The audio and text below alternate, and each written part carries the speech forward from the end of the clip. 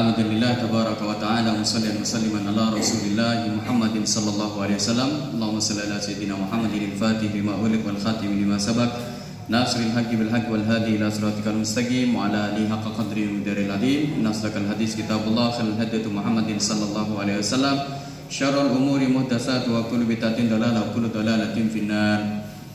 Al-Fatihah biniyatul qabul wa tamami kulli sulh wa ma'mul salat sya'ni zahiran wa batinan fid din dunya wal akhirah dafiatan li kulli syarr jalibatan li kulli khairin lana wa liwalidina wa ahbabina wa auladina wa masyayikhina fid din wal lutfi wal afiyah wa la niyatin anna Allah yunawwiru qulubana wa qawalibana ma'al huda wat tuqa wal afaf wal ghina wal mati ala dinil islam wal iman bila mihnatin wal imtihan bi haqqi sayyidi waladi adnan wa li kulli niyatin salihah.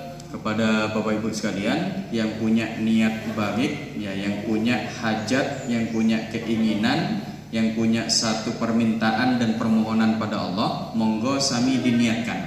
Ya, monggo sami diniatkan. Nanti setelah saya kasih aba-aba, diniatkan.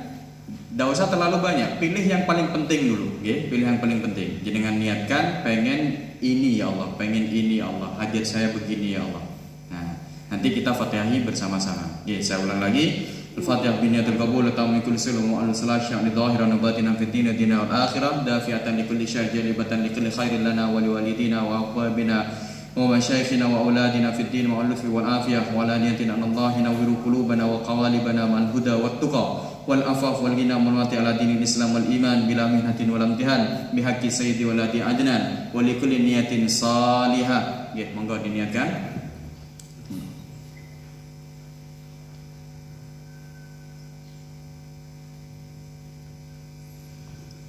ولكل نية صالحة وإلى حضرة النبي المصطفى صلى الله عليه وسلم بسر الفاتحة. أعوذ بالله من الشيطان الرجيم. بسم الله الرحمن الرحيم.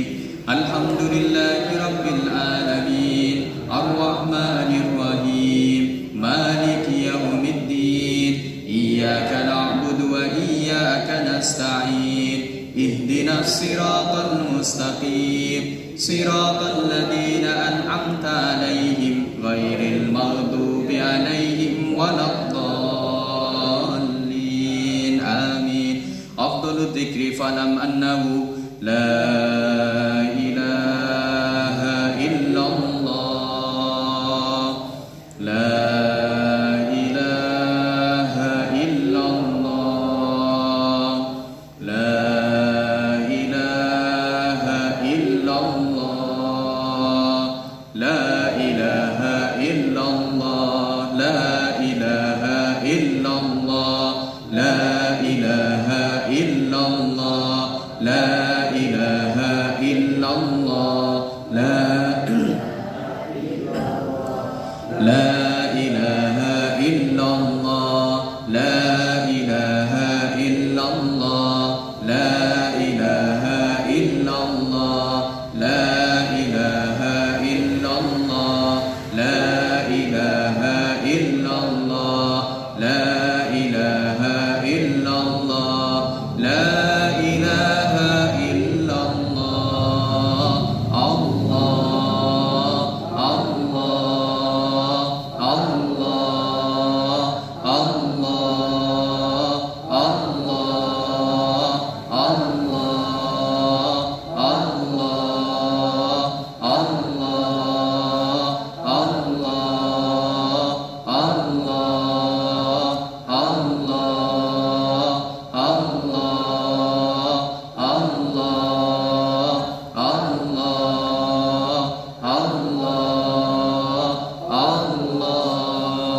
sallallahu ala nabi Muhammad sallallahu ala nabi Muhammad sallallahu ala nabi Muhammad sallallahu ala nabi Muhammad sallallahu ala nabi Muhammad sallallahu ala nabi Muhammad sallallahu Nabi Muhammad sallallahu Muhammad sallallahu ala Nabi Muhammad sallallahu ala Nabi Muhammad hasbu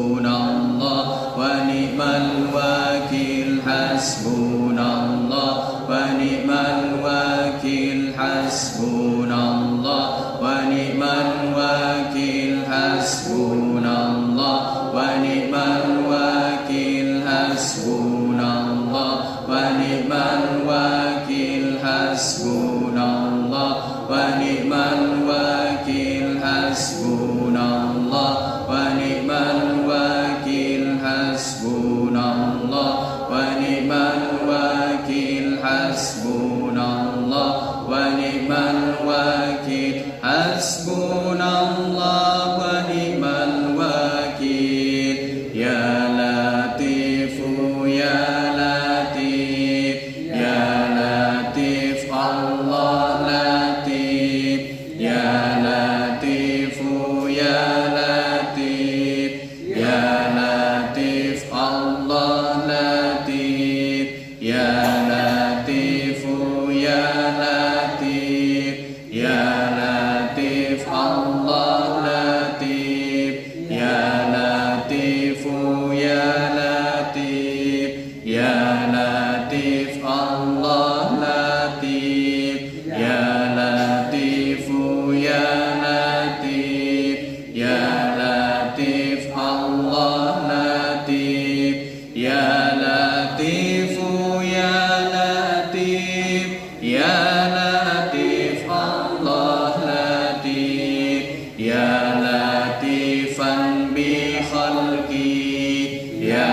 aliman bi khalqi, ya khabiran bi khalqi, untuf bina ya Latif, ya alim, ya khabir, ya latifan bi khalqi, ya aliman bi khalqi, ya khabiran bi khalqi, ultuf bina ya Latif, ya khabir, ya latifan bi khalqi, ya aliman bi khalqi, ya khabiran bi khalqi, ultuf bina ya Latif, ya alim, ya khabir, ya latifan lam yazal, ultuf bina fima nazal, innaka latiful lam tazal, ultuf bina wal muslimin, ya latifan lam yazal, ultuf bina fima nazal, innaka latiful lam tazal, ultuf bina wal muslimin, ya latifan lam yazal, ultuf bina fima nazal, innaka latiful lam tazal, ultuf bina wal muslimin.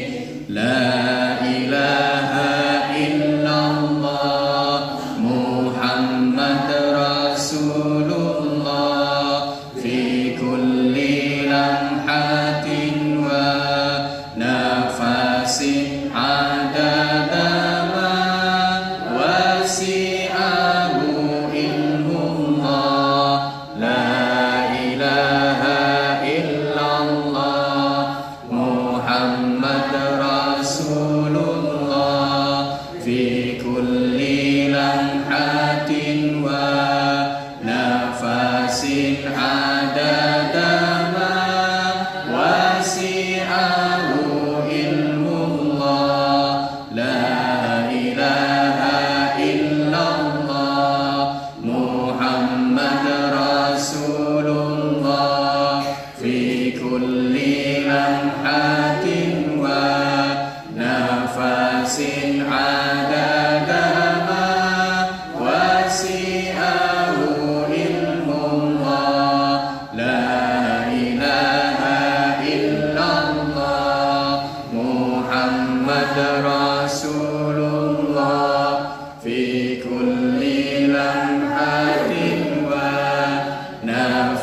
tasih adadama wasi'ahu ilmullah hasbi rabbi jallallah ma fi qalbi illallah alal hadi sallallahu la ilaha illallah la ilaha illallah la ilaha illallah Muhammad Rasulullah alaihi salatullah hasbi rabbi jallallah ma fi qalbi illallah hadi sallallahu la ilaha illallah la ilaha illallah la ilaha illallah Muhammad Rasulullah alaihi salatullah hasbi rabbi jallallah ma fi qalbi illallah alal hadi sallallahu la ilaha illallah la ilaha illallah la ilaha illallah Muhammad Rasulullah alaihi salatullah ya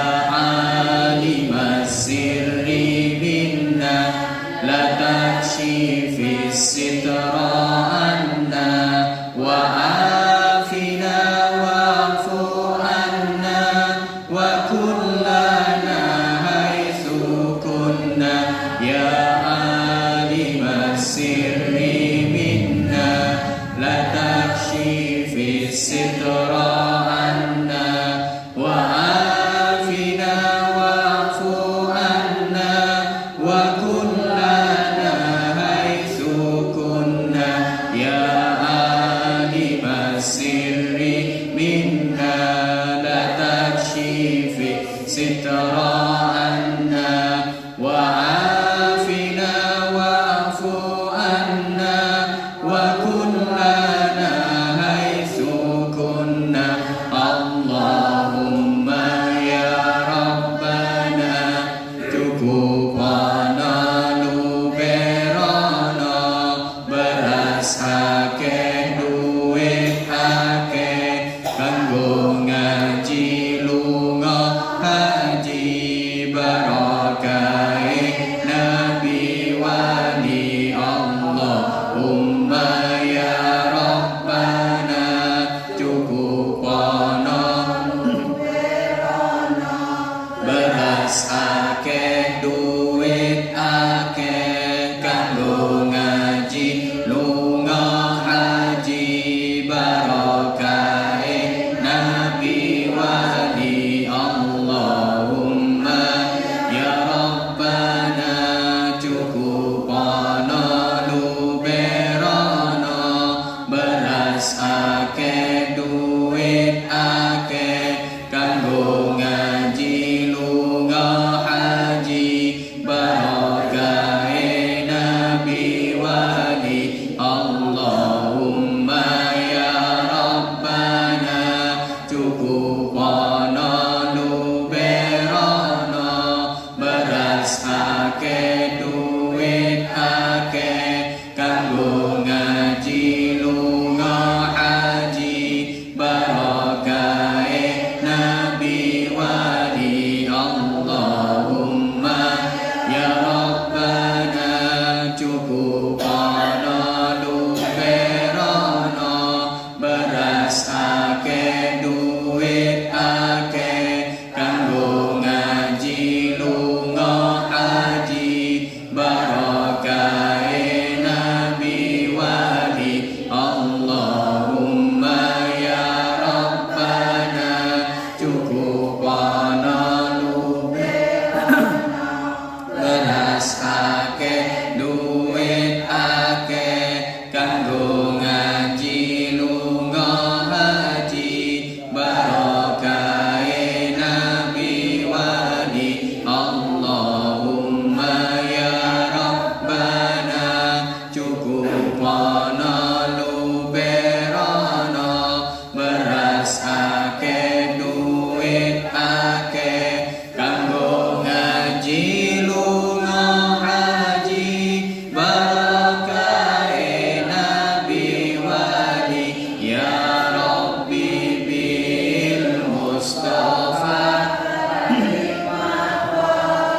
maqasidana waghfir lana ma madha ya wasi'al karami ya Rabbi bil Mustafa balligh maqasidana waghfir lana ma madha ya wasi'al karami ya Rabbi bil Mustafa balligh maqasidana waghfir lana ma madha ya wasi'al karami ya Rabbi bil Mustafa balligh maqasidana waghfir lana ma madha ya wasi'al karami ya Rabbi bil Mustafa balligh maqasidana waghfir lana ma madha ya wasi'al karami ya Rabbi bil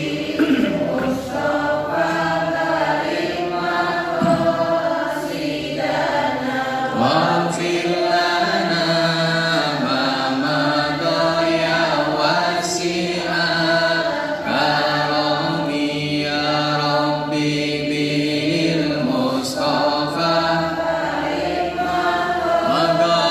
maqasidana waghfir lana ma madha ya wasi'al karami Allah Allah irhamna anta maulana Allah Allah wa kabarna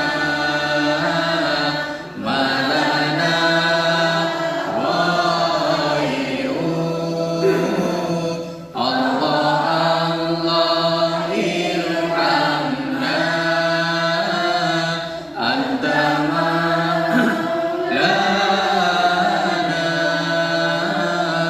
Allah Allah wa kabarna malana ghairu Allah Allah irhamna anta lana Allah Allah wa kabarna malana ghairu Subhana rabbika rabbil izzati amma yasifun salamun alal mursalin alhamdulillahi rabbil alamin Rabbana taqabbal minna waqbalna bisirril Fatiha A'udzu billahi minasy syaithanir rajim Bismillahirrahmanirrahim Alhamdulillahi rabbil alamin Arrahmanir rahim Maliki yaumiddin Iyyaka na'budu wa iyyaka nasta'in Ihdinas siratal mustaqim Siratal ladzina an'amta 'alaihim ghairil maghdubi 'alaihim waladdallin amin Alhamdulillah wa syukurillah salatu wassalamu ala rasulillah Sayyidina Muhammad ibn Abdillah wa ala alihi wa sahbihi wa man walah Alhamdulillah, jazakumullah atas kehadirannya kami sampaikan kepada Bapak Ibu sekalian ya untuk mencoba mengistiqomahkan kajian kita di ngaji rebuan. Ngaji rebuan kita istilahkan ngaji rebuan karena rata-rata orang yang hadir adalah orang Jawa. Nggih napa mboten? Ada selain orang Jawa? Oh, Bang Rolling langsung ngaku. Ustaz, saya bukan orang Jawa. Nggih, mboten napa. Setidaknya mertua sama istrinya orang Jawa. Tak ngoten nggih. Alhamdulillah, Bapak Ibu sekalian. Pripun kabare? Sehat? Sehat sedanten? Sehat semuanya ya? Ada yang agak sakit-sakit gimana mungkin? Oh, agak sakit sedikit. Mudah-mudahan sakitnya tadi bisa mengantarkan jenengan untuk mengurangi dosa. Jadi kalau ada sakit dikit Bapak Ibu sekalian, disyukuri. Kalau jenengan seumpama jalan keinjak nginjak, kalau nggak sengaja nginjak duri, aduh, langsung alhamdulillah. Nah, kok alhamdulillah Ustaz? Loro kok alhamdulillah. Nah, kenapa? Karena pada saat itu dosa jenengan digugurkan oleh Allah Subhanahu wa Ta'ala. Kalau masih ditambah bersabar atau bersyukur, ditambah lagi pahala khusus terkait hal tersebut. Nah, niki ada satu, sebelum kita masuk ke materi, ada satu hal yang pernah disampaikan oleh guru kita. Saat ini saya sampaikan lagi. Pernah saya sampaikan waktu di acaranya Mbak Sisu. Waktu itu saya menyampaikan sedikit apa yang dipesan oleh yang diberikan atau disampaikan oleh kiai saya atau kiai kita, Abi Ihya Ulumuddin. Beliau menyampaikan apa? Seseorang kalau memahami bahwa yang ngasih itu Allah dan memahami bahwa yang ngambil juga nantinya adalah Allah, maka dia pasti tidak akan merasa susah. Mungkin obotan. Kita ambil contoh kayak Mbak Sisu kemarin. Mbak Sisu sudah ngerawat putrinya dari sejak lahir sampai siap untuk menikah. Oh, ini berapa ratus juta yang dikeluarkan ini. Mulai dari masa bayi, susunya, popoknya, terus baju-bajunya dan lain sebagainya. Ketika dewasa, umur 20 berapa? 25 nggih? 26. Antara 23. Umur 23 sudah 23 tahun dirawat sama Mbak Sisu, sama ibu juga. Ternyata diminta seseorang, Mbak Sisu ngasih nggak berat, malah seneng nggih. Loh niku ngabiskan uang miliaran, diminta orang, dikasih nggak susah. Nggih nopotan. Nah, jenengan kalau punya anak putri, tiba-tiba nanti ada yang meminang di masa dia sudah siap menikah, ada yang meminang orangnya soleh, rajin ibadah, pinter, S3, masih gajinya, penghasilannya puluhan juta sebulan. Ditambah lagi anak tunggal, bapaknya mau mati. Kira-kira jenengan nolak nggak? Ini Pak, saya ada keinginan untuk meminang putrinya Bapak. Sholatnya gimana? Alhamdulillah saya sudah 5 waktu rajin Pak. Tahajud tidak pernah turun dari jam 2. Sholat witirnya tidak pernah bolong. Untuk ngajinya, alhamdulillah saya sudah hafal 30 juz. Ditanya Malik, puasanya gimana? Alhamdulillah Senin Kemis rajin Pak. Terus jenengan punya pekerjaan apa? Sekarang ini saya pengusaha Pak. Ya tidak besar-besar amat. Paling omset saya tiap bulan penghasilannya tidak terlalu banyak. Paling 150 juta cuma. Kira-kira ditolak nggak? Enggak. Yang kebayang waktu itu karena ibadahnya yang hebat atau karena uangnya yang banyak? Dua-duanya Ustaz. Oke, alhamdulillah. Ketika ada yang meminta anak seperti niku, ya seorang laki-laki yang soleh luar biasa, kita tidak berat mau ngasih. Padahal kita sudah keluar banyak biaya. Nggih nopotan? Itu juga sama ketika kita dapat penyakit. Nah, penyakit datangnya dari siapa? Allah. Jenengan kena sakit gigi, yang ngasih sakit gigi siapa? Allah. Pengen cepat diambil enggak? Pengen cepat diambil sama Allah. Ya Allah, cepat ambil sakit gigi saya. Nggih nombotan. Pengen cepat nggih? Coba jenengan kalau punya uang seperti itu, berkah hidup nih Bu. Dapat uang 20 juta. Ya Allah, gimana caranya cepat ambil ini ya Allah, cepat habiskan ini. Ada orang datang, Bu, ngapunten saya pengen pinjam uang. Berapa Pak? 20 juta. Alhamdulillah ini Pak. Cepat pengen diambil. Kalau itu bisa diterapkan di kehidupan yang lain, katanya Abi, waduh berkah luar biasa hidupnya. Kenapa? Karena sejatinya Bapak Ibu sekalian, Allah itu senantiasa mencari dari para hambanya yang bisa dijadikan sebagai pipa paralon rezeki. Jenengan kalau punya paralon, punya pipa, kira-kira pipanya kalau mampet mangkel nggak? Mangkel ya. Jadi jenengan nuangkan air, seret, gimana caranya air itu nyampe ke bak di kamar mandi. Nggih nombotan. Nah, sama seperti Allah Bapak Ibu sekalian. Allah itu nyari paralon dari hamba-hambanya nih. Jadi seumpama di desa Liman Benawi, Allah ngetes. Iki Mas Ali iki iso apa ora dadi paralon iki? Bisa. Nah, dicek, diuji dulu sama Allah. Bisa ndak Mas Ali ini jadi paralon? Akhirnya nopo? Paralon yang dimaksud Allah ingin mengucurkan rezeki ke seluruh orang yang ada di desa Liman Benawi, tapi lewat Mas Ali. Paralonnya Mas Ali. Nah, sama Allah dikucurkan rezeki niku. Seret, nyampe ndak ke Mbak Vera? Nyampe ndak ke Mbak Supinam dan lain sebagainya. Kalau ndak nyampe berarti mampet. Mangkel ndak kira-kira kalau mampet? Mangkel. Kalau mampet ketika dikucurkan sama Allah rezekinya ndak nyampe ke yang dituju oleh Allah, yang diinginkan oleh Allah, mampet di tengah jalan, langsung diganti sama Mas Ali Kak Sito tadi paralon. Mbak Sisu. Dites malih akhirnya Mbak Sisu. Kalau lancar Bapak Ibu sekalian, ya kalau lancar, paralonnya itu lancar, maka setiap Allah mau ngasih rezeki ke siapapun juga pasti lewat paralon tersebut. Jangan bayangkan, ya Mbak Sisu pegang uang 200 juta, ngelihat ada orang-orang datang, seret, Mbah mau modal usaha bah tapi ndak punya uang, nang omah. Jaluk piro kon? Kudu nyilih piro? Jaluk piro? 50 ae bah cukup. Oke. Kiai langsung 50. Ada yang datang lagi 15 juta, kasih langsung. Ada yang datang lagi 20 juta, kasih langsung. Anaknya titit datang, Mbah.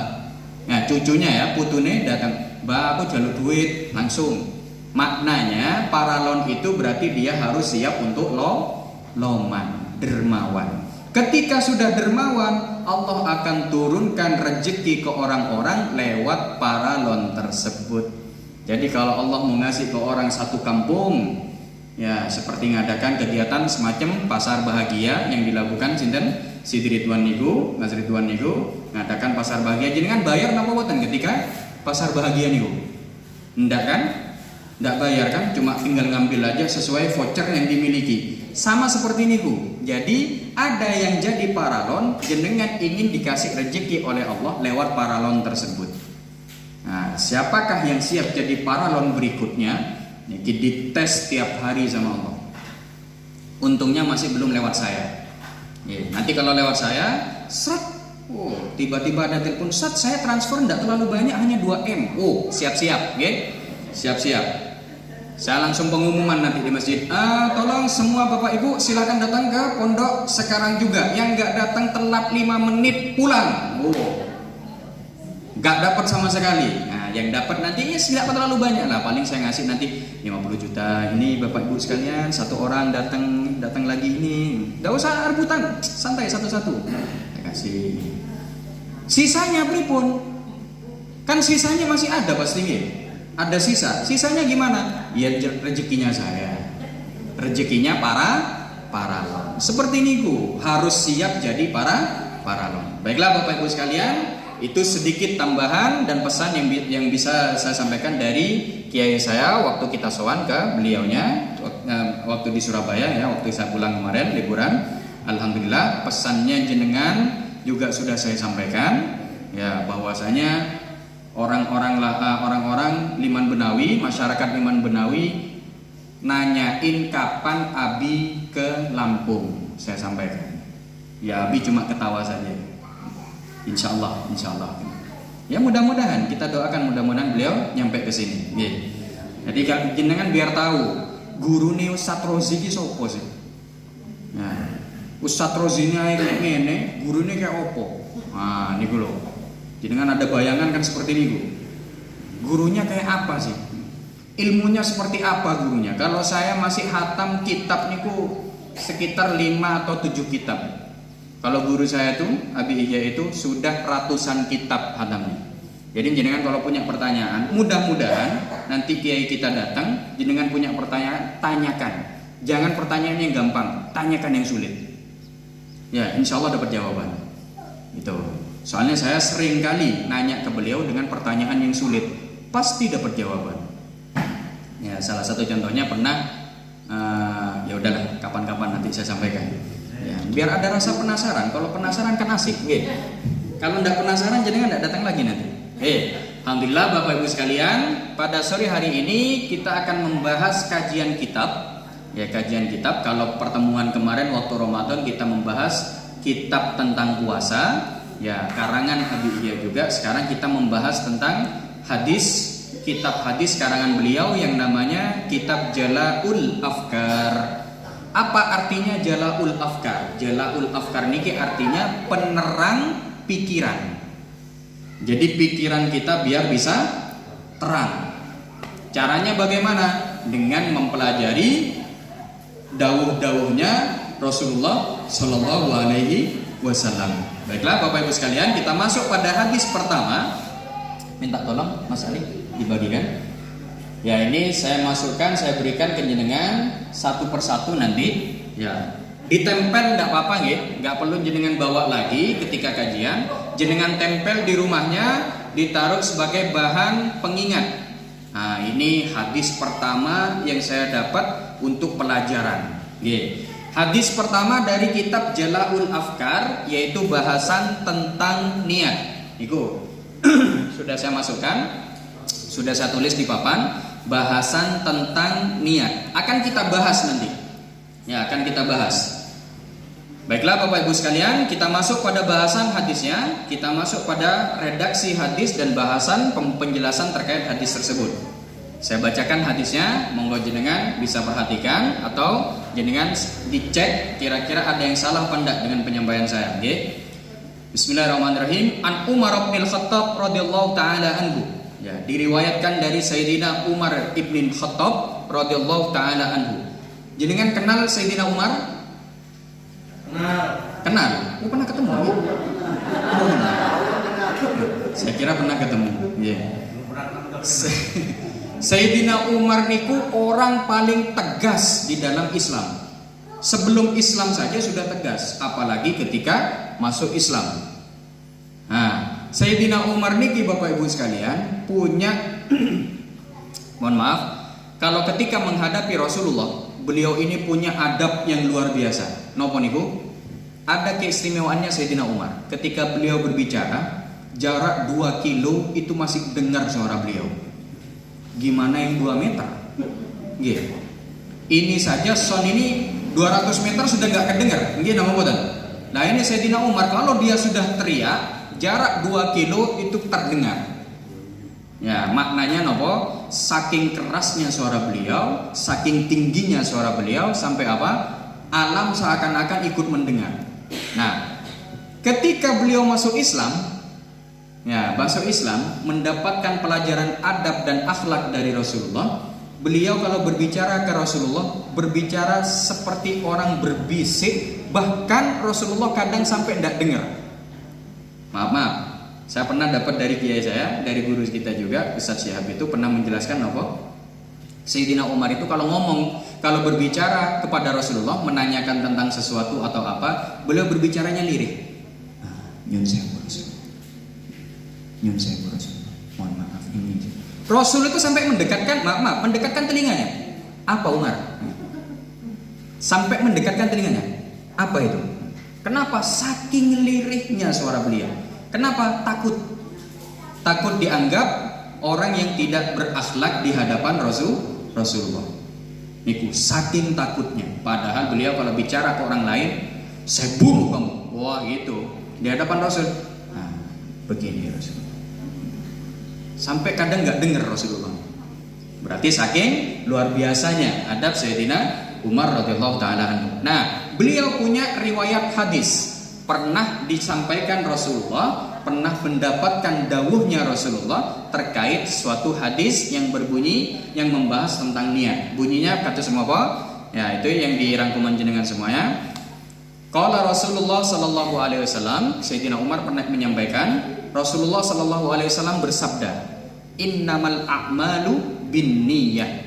Ya, sesungguhnya sempurnanya amal atau diterimanya amal hanyalah dengan niat. Wa man kanat hijratuhu wa innama limri'in ma nawa. Dan sesungguhnya seseorang hanya mendapatkan apa yang diniatkannya. Faman kanat hijratuhu ilallahi wa rasulihi, barang siapa yang berhijrah kepada Allah dan Rasulnya, fakana fahijratuhu ilallahi wa rasulihi, maka hijrahnya adalah kepada Allah dan Rasulnya.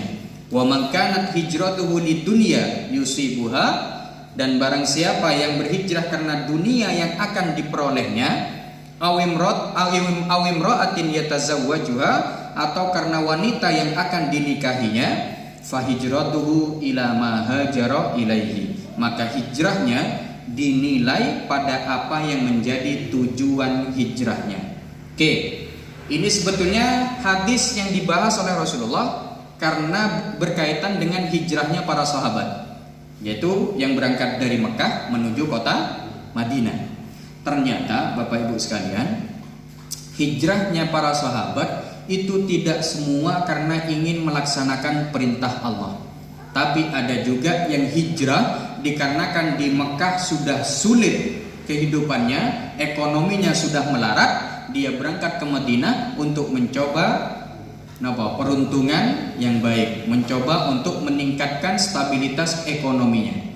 Seperti ini, Bu. Ada juga yang niat ketika dia ada di Mekah, ternyata tunangannya, tunangan ini bahasa halusnya masih, pacarnya, istilah anak-anak milenial, tirose milenial, entah milenial beneran apa buatan nih.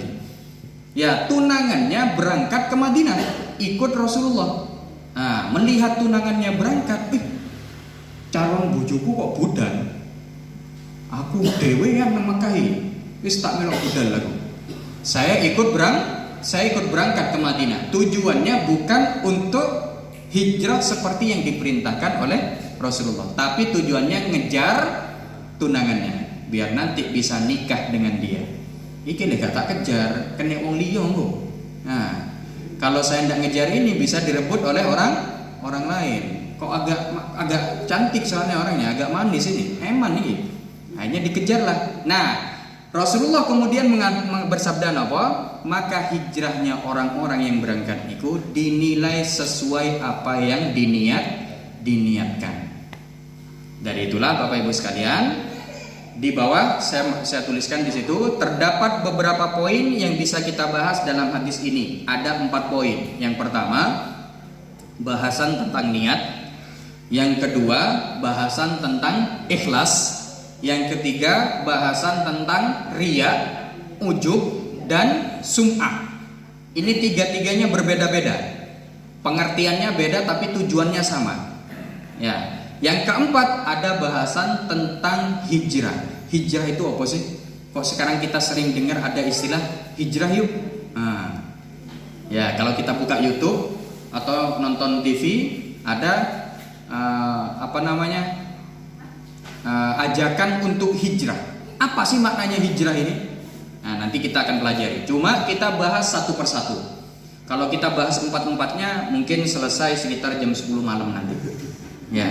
Jadi satu-satu dulu. Kita bahas pertama tentang niat. Nah, ada beberapa bahasan tentang niat yang harus kita pahami dan harus kita pelajari. Baik, yang pertama, benarnya suatu niat menunjukkan sahnya suatu amal atau perbaikan amal atau kesempurnaan amal. Kita ambil contoh. Jenengan pernah ngerti tata caranya mandi wajib bagi perempuan, bagi kaum wanita yang udur, setelah dia suci otomatis harus mandi, okay? Bagi laki-laki yang junub, mimpi tadi malam, ya tiba-tiba keluar mani, maka bangun-bangunnya dia harus mandi wajib. Ada juga suami istri yang sudah berhubungan, meskipun nggak keluar, nyentuh saja itu sudah mewajibkan untuk mandi. Istilahnya mandi wajib. Kata orang Jawa mandi keramas. Padahal keramas tidak harus Mandi wajib. Makanya saya kadang mikir, ya aku keramas iki wajib apa ora ya? Tapi istilah orang Jawa mandi keramas. Karena zaman dulu sampo mahal. Makanya kalau sudah keramas kelihatan ketahuan sudah. Kalau lagi keramas, bela-belain keramas karena sampo mahal, berarti dia sedang mandi wajib. Ketemu. Nah, seperti ini kok. Nah, sekarang kita bahas model begini. Mandi itu caranya sama. Cara mandi wajib dengan mandi biasa sama napa mboten? Ada yang beda satu. Oke lah, ada yang beda. Tapi kita ambil satu contoh saja. Ketika nyemplung ke kolam atau ke ledeng itu, nyemplung biur. Selepas nyemplung jenengan keluar, itu cukup enggak untuk mandi wajib? Cukup napa mboten? Cukup. Kenapa? Karena seluruh tubuh sudah terkena air. Sekarang yang jadi pertanyaan, mandi jenengan nyemplung ke ledeng niku niat mandi wajib atau tidak niat sama nopo boten? Tidak sama. Andai, mohon maaf, ada yang baru udur, terus setelah suci dia datang ke ledeng, iseng-iseng, malas mau mandi pelan-pelan, malas langsung jegur aja. Ya. Tiba-tiba biur, dia belum niat, cukup enggak? Dianggap telah suci nopo boten? Boten. Kenapa? Karena tidak ada niat. Berarti yang membedakan mandi wajib dengan mandi biasa hanya niat. Niat itu ada di mana? Ada di hati. Jadi tidak perlu ngomong, tidak perlu disampaikan. Kenapa? Karena saat kita mandi, kalau mengucapkan lafdzul jalalah Allah itu dimakruhkan saat saat posisi kita telanjang, dimakruhkan. Bahkan kita menyebut lafaz Allah di kamar mandi yang ada WC-nya itu juga sangat dimakruhkan atau sangat dilarang. Makanya kita menyebut di dalam hati. Atau jenengan jegur ke ledeng sambil ngomong, bisa enggak kira-kira? Biur, enggak bisa, Makanya kenapa dikatakan niat itu ada di dalam hati. Tata caranya nanti insya Allah akan sambil lalu kita pelajari. Cuma kita membahas dari sisi ini dulu. Nah, berarti yang membedakan mandi wajib dengan mandi biasa itu hanya niat. Sama seperti wudhu. Jenengan kerja di sawah, yang dibasuh mana? Anggota wudhu nopo mboten? Anggota wudhu kan? Kadang kita basuh muka karena kena lumpur, basuh tangan, basuh nopo? Maaf. Rambut kadang dibasahi juga karena kotor. Kaki. Basuhnya kita ketika mendapatkan ada hal kotor yang menempel di badan itu, basuhnya kita nyari sama dengan wudhu. Tapi ketika tidak niat dianggap wudhu nang boten? Boten. Seperti ini go. Alhamdulillah. Itu yang pertama. Jadi dikatakan amal itu sah, mandi itu sah ketika kita menyertakan dengan niat. Itu yang pertama. Yang kedua, tradisi. Suatu tradisi atau suatu kebiasaan kita sehari-hari itu bisa bernilai suatu ibadah kalau kita menyertakannya dengan niat. Kita ambil contoh. Jadi ada beberapa contoh yang saya masukkan penjelasan kita sekarang. Yang pertama, jenengan punya ternak, punya ya ternak biasanya kan kambing, sapi atau ayam, Atau jenengan punya ikan di akuarium, itu sama ternak juga nih kok. Cuma nggak jelas saja ternaknya seperti apa. Ikan di akuarium, jenengan melihara ikan di akuarium. Nah, pertanyaan sekarang, ya penjelasannya sekarang, kalau jenengan ngasih makan ayam, kambing, atau ngasih makan sapi, ngasih makan ikan, nah kados Mas Ali punya ikan patin di kolamnya itu, kolam yang besar itu, dikasih makan. Kalau niatnya cuma biar hartanya dia, nah ini kan harta tuh, ikan, ayam, sapi, kambing itu kan harta kita. Biar hartanya nggak habis atau nggak binasa atau nggak mati, maka nggak dapat apa-apa. Kita nggak dapat pahala. Hanya sekedar menjaga biar hartanya nggak habis saja, biar hartanya nggak mati aja. Tapi kalau jenengan niatkan sedekah atau jenengan niatkan untuk menjalankan perintah Allah bahwa siapa yang punya binatang ternak, ya, binatang peliharaan di rumahnya, wajib baginya untuk memberi makan.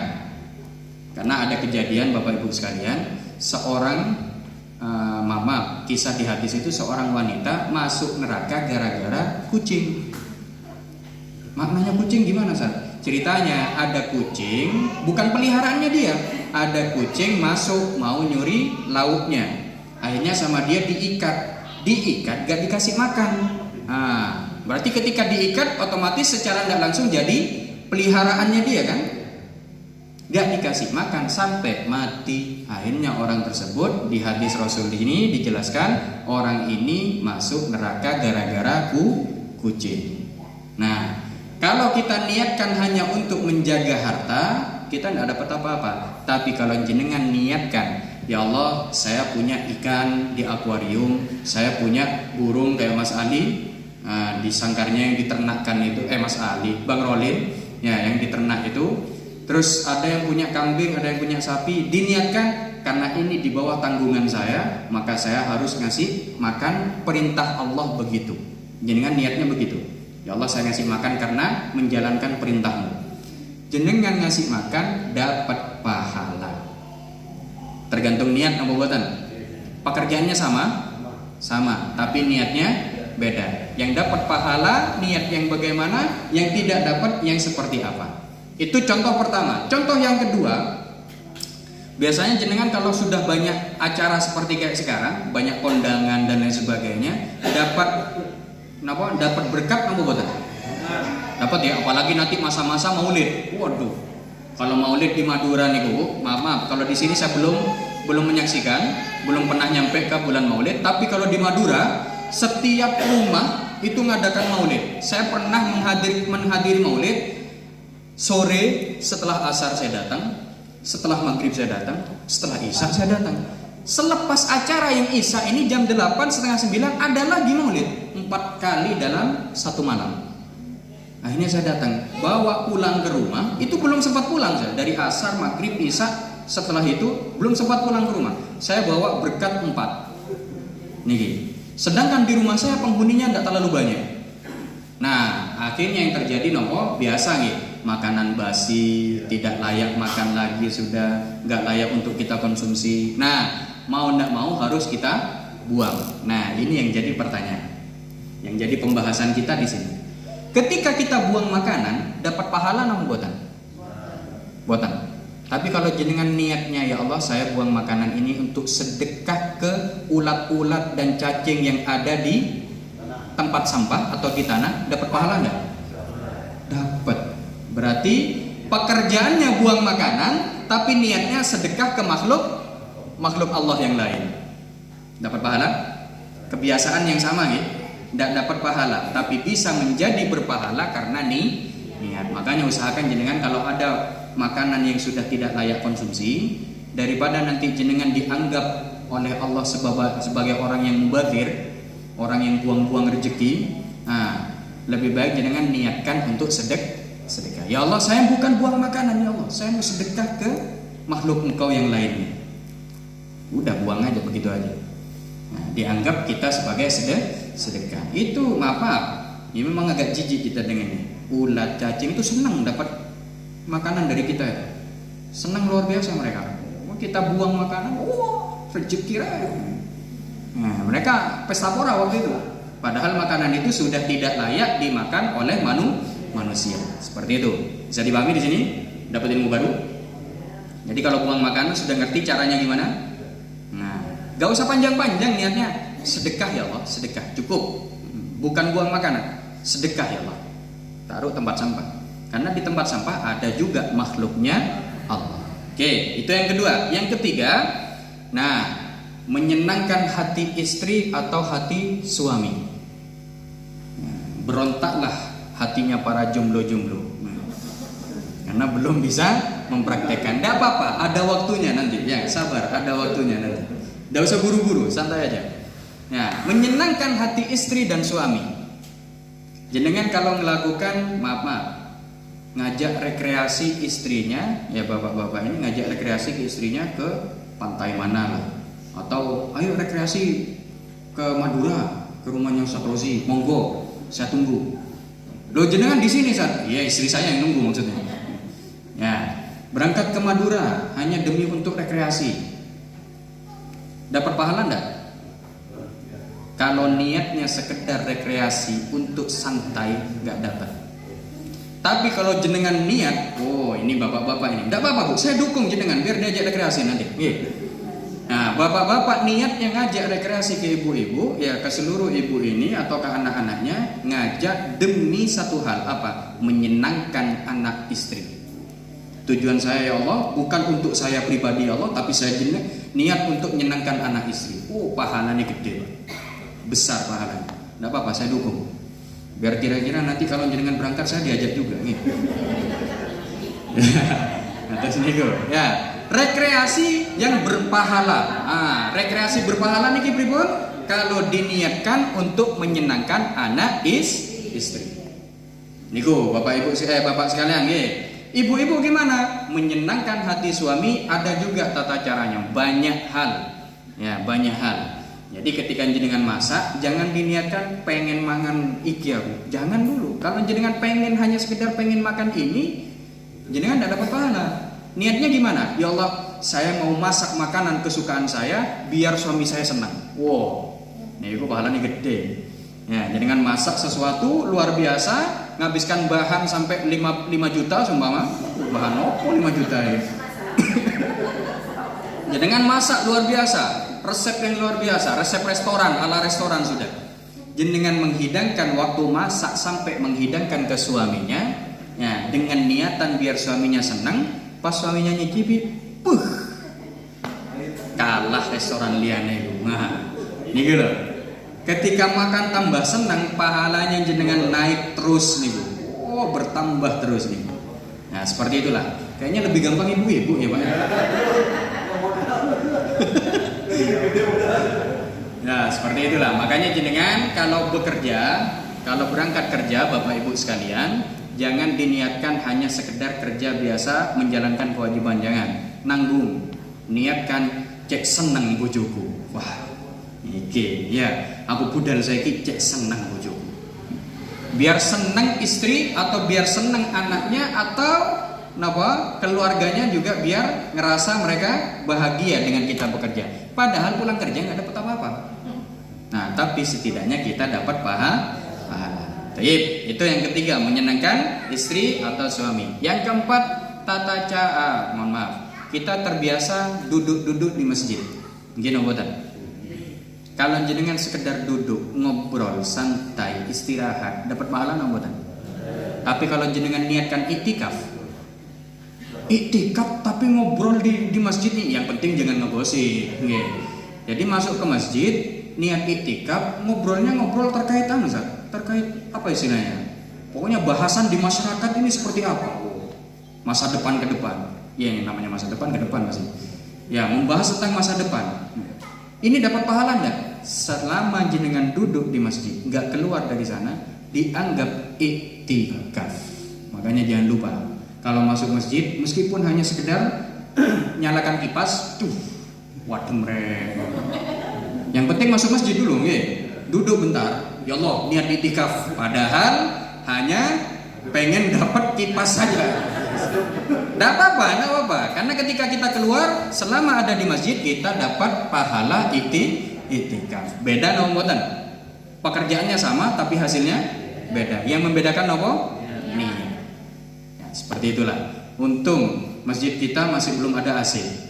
Kalau ada mungkin pulang-pulang dari sawah nggak langsung ke rumah.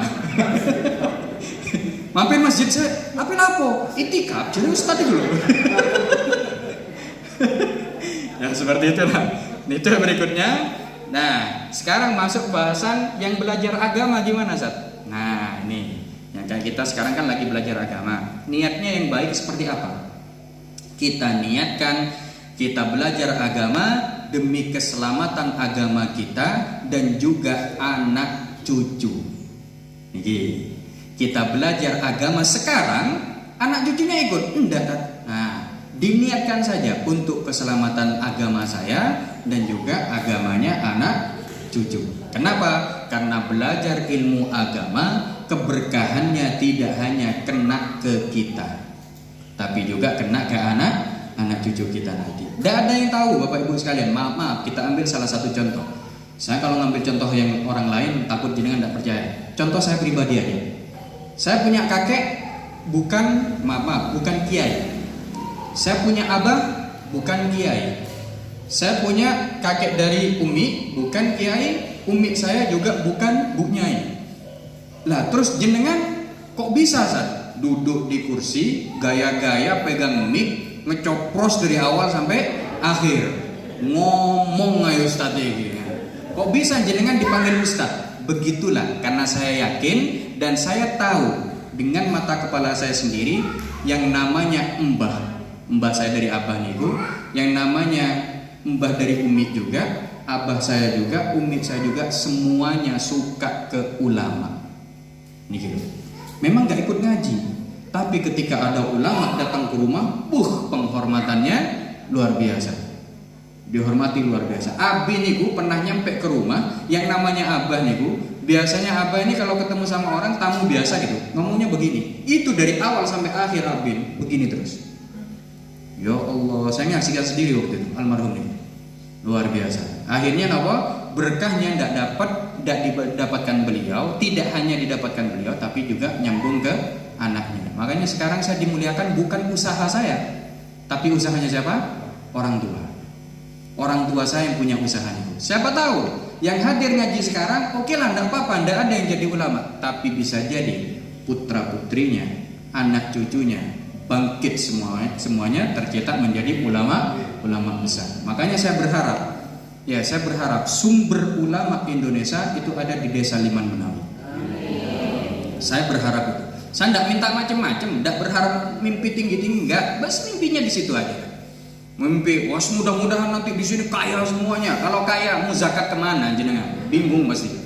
Ya kayak orang-orang Madinah nih, waktu di zamannya Sayyidina Umar, kaya semuanya Bapak Ibu sekalian. Yang paling miskin ada Sayyidina Jabir bin Abdullah namanya. Beliau paling miskin saat itu, tapi punya 22 rumah.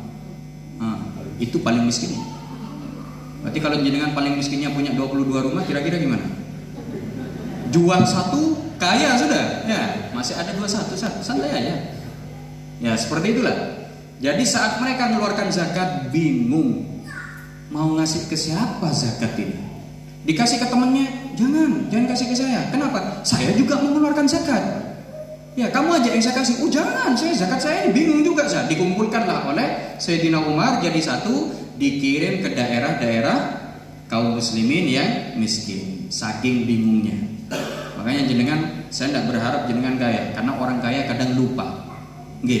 Kadang lupa. Orang kaya itu kadang lupa. Kenapa? Itulah penyakit dunia begitu. Saya nggak ngatakan jenengan yang punya penyakit, enggak, dunia yang punya penyakit. Ya, dunia yang punya penyakit. Makanya bahaya kalau kita punya dunia. Berharap kita selamat di agama saja. Anak cucu saya selamat semuanya di agama, gitu aja. Siapa tahu jadi ulama semuanya, wah enak Ya, alhamdulillah anak saya sudah S3. Di mana S3-nya, Bu? S3-nya di Mesir. Pulang-pulang ya ngajar. Ngajar di mana, Bu? Ngajar di ini ada di pondok situ namanya. Ngajar apa? Ngajar tentang hukum syariat. Kelas nih, Bu. Ngajar tafsir. Tafsirnya tafsir apa? Tafsir Baghawi, tafsir Tabari, tafsir kelas bener nih, Bu. Maka bisa dikatakan harapan kita tidak usah terlalu muluk-muluk, cukuplah minta anak cucu kita selamat dari sisi agama. Baik, itu yang kita niatkan. Makanya yang belum niat tadi, mumpung belum kita tutup acara ini, ya jenengan niatkan sekarang, mudah-mudahan agama saya selamat ya Allah, dan agama anak cucu saya juga selamat. Ya, seperti itulah. Baiklah, kita lanjutkan. Oke, tinggal dikit waktunya.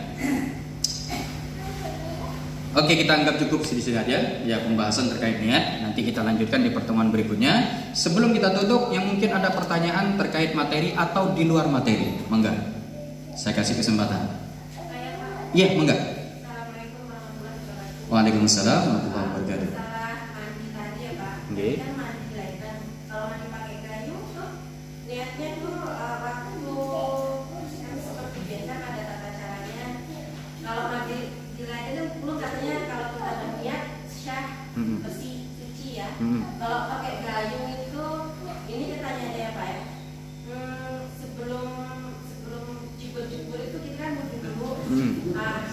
Nggih, nggih, nggih. Nah, itu kan niat itu kadang wudhu di situ yang benar itu berarti dalam hati ya. Nggih. Jadi tata caranya wudhu itu sunnah, hukumnya sunnah.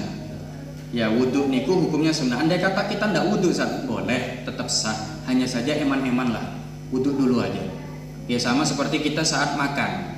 Saat makan jenengan kalau makan nasi sama kecap kenyang nggak? Kenyang. Kalau dikasih lauk, enak tak? Bukan hanya kenyang tapi enak. Ya. Nah maknanya seperti itu. Kalau kita langsung mandi, sama seperti kita makan nasi sama kecap, kenyang. Tapi kalau ditambah wudhu, wah ada lauk daging, ada lauk ini itu dan yang sebagainya. Jadi hukum wudhunya sunnah. Kalau tata cara mandi menggunakan gayung, niatnya kapan Zat? Nah, niat mandi saat menggunakan gayung. Niatnya saat kita membasuh pertama kali anggota yang harus dibasuh. Contoh, ada beberapa cara memang cara mandi itu. Nanti kita bahas secara mendalam. Cara pertama mandinya 3 kali siraman. Nggih. 1, 2, 3. Setelah itu diratakan. Bagian yang belum kena apa? Air itu kita ratakan. Nah, pertama kali mengguyur sebelum ketika air nyentuh kepala, ubun-ubun itu, saat itulah kita niat. Makanya kita usahakan niatnya hanya di dalam hati saja. Biar nopo? Biar saat kita niat menggunakan nopo? Kalau takutnya kalau niat menggunakan lisan, khawatirnya nanti masuk semua air niku.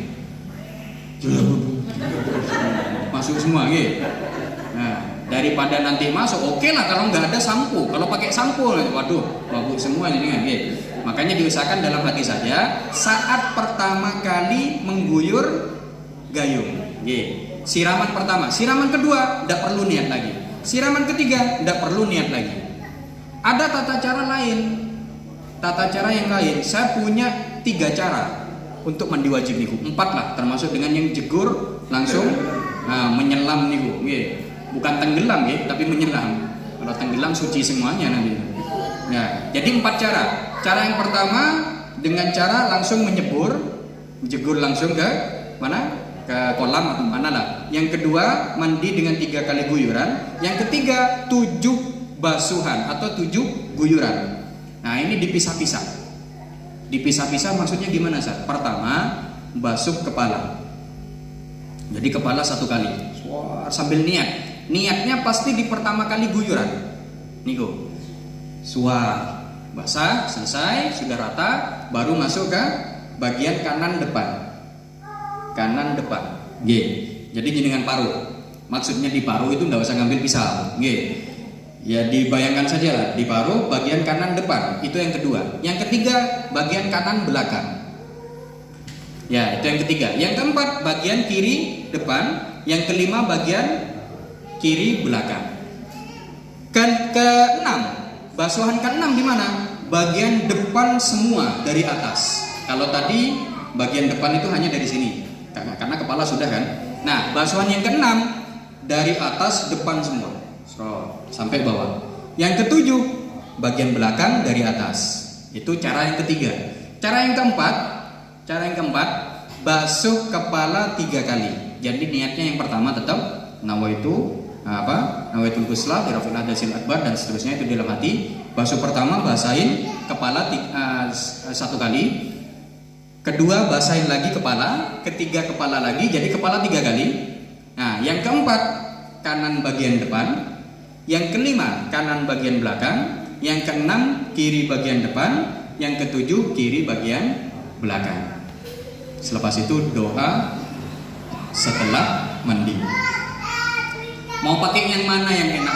Sama-sama bisa, sama-sama boleh. Mau pakai cara manapun silakan. Saya sudah praktek 4-4-nya. Karena bagi saya ternyata yang paling mudah itu saat kita ada di kolam. Paling enak nih gue, santai. Saya masuk ke kolam, terus napa? Kalau istilahnya orang Madura nyelam bebe, apa bahasa Jawanya? Dia menyelam lah istilahnya ya. Kalau istilah orang Madura nyelam bebe, ya kita nyelam. Waktu masuk semuanya rambut kena apa dan lain sebagainya baru niat. nawaitul ghusla di dalam hati. Niat saya selepas itu keluar. Selesai sudah. Tinggal naik nyari anduk. Niku. Maaf, apa diharuskan telanjang, Ustaz? Nah, tidak harus. Kenapa? Karena ketika kita nyelam pasti sudah dipastikan basah. Nggih napa? Kira-kira ada nggak ketika jenengan nyelam, jenengan keluar, loh kok perut saya kering? Nah, ini nyelamnya gimana ceritanya? Nih, dilihat kok perut saya kering. Aneh, ya. Seperti itulah. Bisa dipahami di sini ya, Ibu ya. Sinten? Terjawab ya untuk bahasanya? Ya, alhamdulillah. Waalaikumsalam. Insyaallah nanti kita akan bahas ke depannya pelan-pelan saja kita bahas yang sudah jenengan tahu akan saya lengkapi istilahnya. Jadi tata cara wudu, Ustaz saya tahu caranya wudu begini, sah apa buatan? Sah Bu. Tapi ada yang lebih sempurna. Nah, nanti saya ajarkan caranya begini. Tapi pelan-pelan saja, ya. Pelan-pelan. Karena saya khawatir nanti ketika saya ngajarkan banyak, jenengan tidak bisa meraktekkan. Kan eman-eman. Nggak bisa ngamalkan, eman-eman. Makanya dikit-dikit aja. Kayak sekarang, jenengan kan sudah tahu ilmunya. Kalau mau buang makanan, niatnya sedekah ke makhluknya Allah. Kalau mau ngasih pakan ikan di akuarium atau ngasih ternaknya, niatnya sedekah juga. Biar apa? Biar kita dapat pahala banyak. Makanya kalau di Pujon niku, kalau di pondok kita di Malang niku, Abi mengarahkan ke kita, Abi Ihya itu mengarahkan ke kita harus tiap kamar punya akuarium. Awalnya kita bingung, apa gunanya akuarium? Hanya beliau pernah menjelaskan, biar kita bisa mempraktekkan sedekah pagi. Sedekah pagi itu keutamaannya bisa menolak bala dan bencana yang akan datang ke kita di hari tersebut. Jadi bangun tidur kita sedekah pagi. Aslinya sedekah pagi memang ke manusia. Cuma ikan kan makhluknya Allah juga, sama juga toh kita pakannya juga beli. Gak ada ceritanya ikan beli pakan sendiri. Kan begitu, kan kita juga yang beli. Nah, jadi pagi hari bangun tidur ngelihat akuarium, ambil pakan, niatkan sedekah. Masuk sedekah pagi nombotan. Sedekah pagi. Insya Allah bala, bencana, musibah yang datang ke kita di hari tersebut tertahan dengan sedekah tadi. Gampang ya? Kalau tahu caranya gampang. Ya. Tapi saat ada ustadz menyampaikan sedekah pagi, jadi tiap pagi harus sedekah, harus siap mengeluarkan begini, ngeluh. Tangi tubuh kongkon sedekah. Ya, bangun tidur diharuskan kita sedekah. Sopo sing ngapain disedekahi? Wong do turu kabeh kok. Kan sing tangi ya. Kayak kita bangun tengah malam, bangun mau sholat tahajud, mau berangkat subuh. Siapa yang bangun? Coba. Mau sedekah ke siapa kita? Kan sama-sama bingung. Tapi kalau tahu caranya, ono makhluknya Allah ini. Sing enggak turu. Ya. Makhluknya Allah yang enggak tidur apa? Siapa? Ikan tuh enggak ada tidurnya. Makanya kita kasih makan. Mangan ya, iki sedekahku. Dapat pahala enggak? Dapat pahala. Pas waktu harusnya kita keluar berangkat ke masjid, kita kerobohan pohon. Nah, dicatat di takdir kita kerobohan pohon, ternyata tertahan dengan sedekah tadi. Baik itu tertahan bagaimana? Kok tiba-tiba Mas Ali datang? Set, bareng aku ojo melaku. Udah saya nyampe ke masjid baru pohonnya roboh. Nah, seperti itulah kita tertahan dari bencana dan musibah karena sedekah. Kan sudah paham caranya. Alhamdulillah, mudah-mudahan bisa menjadi hal manfaat, bisa bermanfaat, bisa menjadi keberkahan bagi kita, bisa diamalkan. Zakatnya ilmu. Jadi ilmu itu punya zakat. Zakatnya ilmu, kita mengamalkan zakat tersebut. Kalau jenengan dapat 5 ilmu, maka yang harus disakati salah satu dari 5 tersebut. Itu zakatnya. Maka jenengan nanti pulang cek di rumah ada makanan yang sudah tidak layak nopo buatan. Nah, langsung praktek. Ya Allah, saya tidak buang makanan, saya sedekah. Udah buang begitu saja, tapi niatnya sedekah. Alhamdulillah, yang mungkin itu yang bisa kami sampaikan Bapak Ibu sekalian. Mohon maaf kalau ada tutur kata salah dalam tutur kata dan penyampaian. Akhirul kalam dari kami. Nah, Assalamualaikum warahmatullahi wabarakatuh. Kita tutup dengan bersama-sama membaca doa kafaratul majlis. Bismillahirrahmanirrahim. Subhanakallahumma wa bihamdika asyhadu an la ilaha illa anta astaghfiruka wa atubu ilaik. Insyaallah sedikit pengumuman sebelum jenengan pulang. Ini tadi malam kita sudah mengadakan kajian di Masjid Al-Hikmah setelah maghrib. Insya Allah saya ada rencana keliling seperti saat Ramadan kemarin, tarawih niku. Nah, cuma masanya sekarang setelah maghrib. Jadi saya sholat maghrib di musola yang saya tuju. Selepas maghrib langsung kajian atau dialog nanti lah. Ya, bahasanya tidak berat-berat, hanya ringan saja. Kita bahas dimulai dari masalah wudhu saja nanti. Jadi untuk nanti malam kebagian di musola Basisu di Al-Jihad. Nanti malam di Al-Jihad. Terus untuk musola Al-Iman, di musola Al-Iman insyaallah malam Sabtu. Karena malam Jumat ada Yasin Yasin bapak-bapak niku. Terus untuk musola Al-Hidayah, musolanya Pak Toto, ya, itu malam Senin. Karena malam Ahad dengar-dengar ada Yasinan ibu-ibu. Makanya kemarin, "Enggak apa-apa Ustaz, malam Ahad." Jangan. Saya sudah ngomong sama ibu-ibu, sudah janji mau datang. Kalau saya tidak datang bisa dibunuh saya nanti. Bahaya ini. Ya, jadi kebagian insya Allah tiap harinya dalam 1 minggu ada masa. Mudah-mudahan bisa saya kasih manfaat. Mudah-mudahan bisa bermanfaat. Monggo tafadhol kalau mungkin mau melanjutkan perjalanan ke rumah masing-masing. Ya, sekian dari kami. Mohon maaf.